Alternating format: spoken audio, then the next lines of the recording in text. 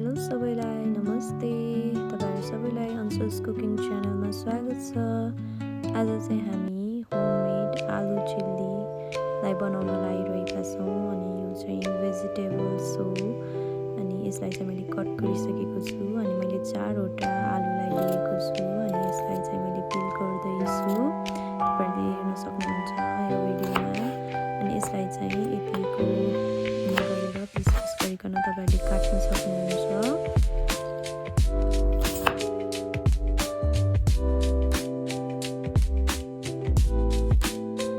अनि कराईमा चाहिँ मैले तेललाई तताउनलाई राखिरहेको छु अनि तेल ताते कि तातेन भनेर एउटा आलु राखेर हेर्नुहोला अनि यहाँ चाहिँ एकदम मजाले तेल तातिसकेको छ अनि मैले आलुहरूलाई यसरी फ्राई गरेको छु अलिअलि गरिकन।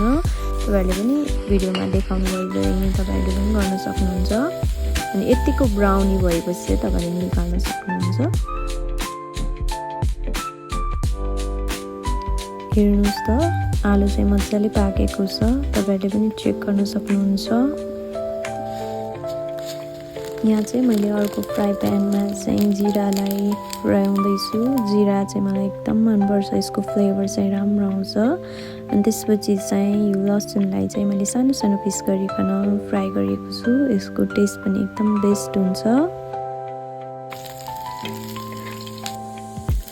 अब चाहिँ हामीले अघि काटेर राखेको हामी भेजिटेबलहरूलाई हामी एड गर्नेछौँ। फर्स्टमा चाहिँ मैले प्याजलाई अनि यसरी काटेको छु अनि यो साइजमा चाहिँ तपाईले पनि काटेर अनि हाल्न सक्नुहुन्छ।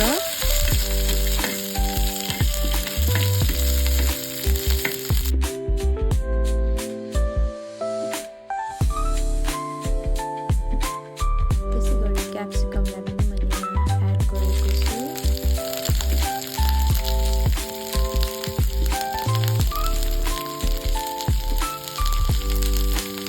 हरियो खुर्सानीलाई पनि मैले यहाँ एड गरेको छु। तपाईहरुसँग अरु भेजिटेबलहरु अभाइलेबल छ भने तपाईहरुले राख्न सक्नुहुन्छ। तपाईलाई कुन कुन भेजिटेबलहरु मन पर्छ। अब चाहिँ हामीले मसलाहरु राख्नु पर्ने हुन्छ। मैले चाहिँ यहाँ जिन्जर गार्लिकको पेस्टलाई राखेको छु अनि सोया ससलाई पनि राखेको छु अनि तपाईहरुले पनि यसरी नै राख्न सक्नुहुन्छ। अनि त्यसपछि स्पाइसी टोमेटो केचपलाई पनि मैले यहाँ एड गरेको छु।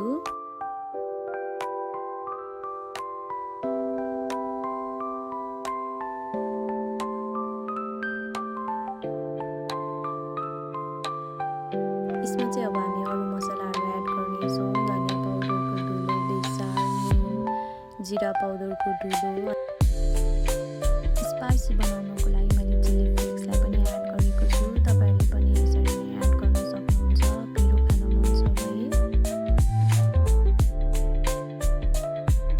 यसलाई चाहिँ अब हामी राम्ररी चलाउनु पर्ने हुन्छ अनि हामी केही बेरसम्म यसलाई छोपेर राख्न सक्छौँ।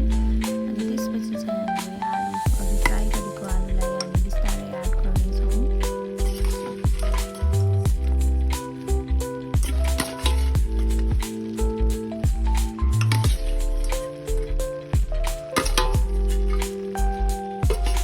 आलु हालिसकेपछि हामीले चाहिँ यसलाई बिस्तारै चलाउनु पर्छ। यसमा पनि मसलाहरू जाओस् भनेर अनि यसलाई हामी केही टाइम छोप्नेछौँ अनि त्यसपछि चाहिँ हाम्रो आलु चिल्ली चाहिँ रेडी भएको छ। हेर्नुहोस् त हेर्दै कति टेस्टी भएको छ। Thank you for watching.